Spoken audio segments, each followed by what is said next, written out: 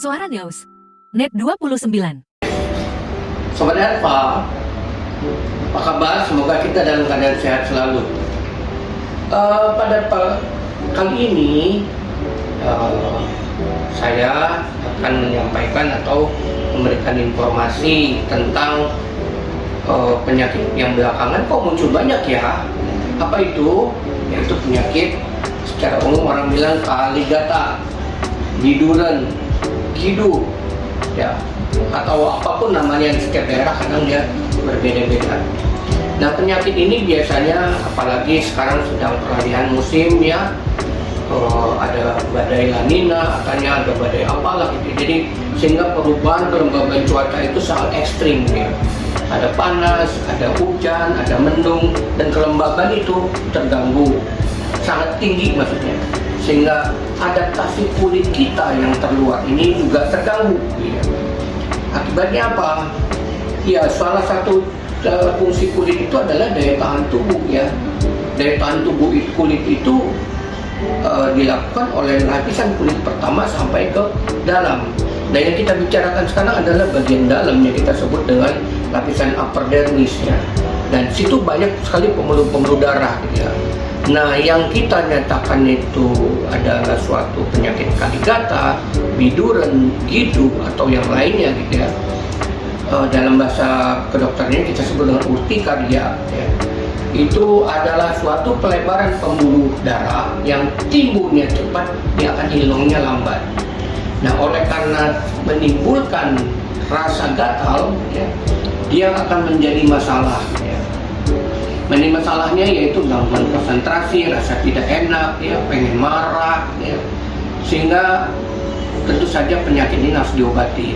Hal-hal lainnya adalah tentang penyakit kaligata atau urtikaria atau biduren ini, dia kadang mengenai daerah saluran napas bagian atas ya, sehingga kita merasakan rasa tercekik gitu di daerah laring ataupun faring, sehingga ya memang katakanlah bisa ya, jatuh dalam keadaan bahaya ya.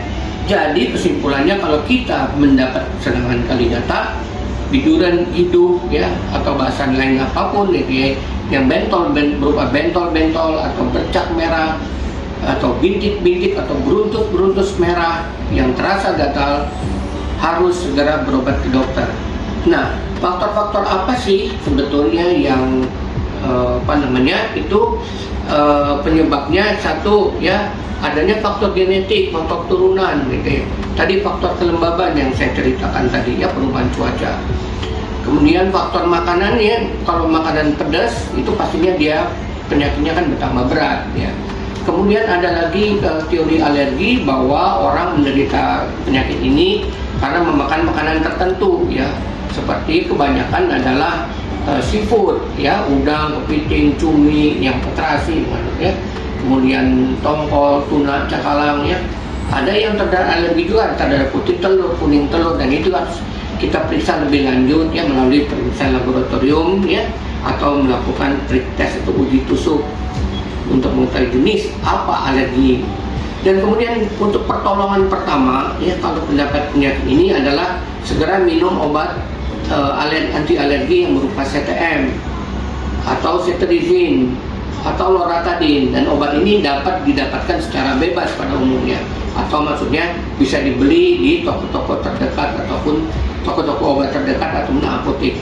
Nah, kalau dia berlanjut dan agak membanyak, kemudian tidak, responnya kurang, ya segera tadi berobat ke dokter, sehingga dokter spesialis kulit dan kelamin akan memberikan terapi yang tepat, yang baik, sehingga keluhannya akan kurang.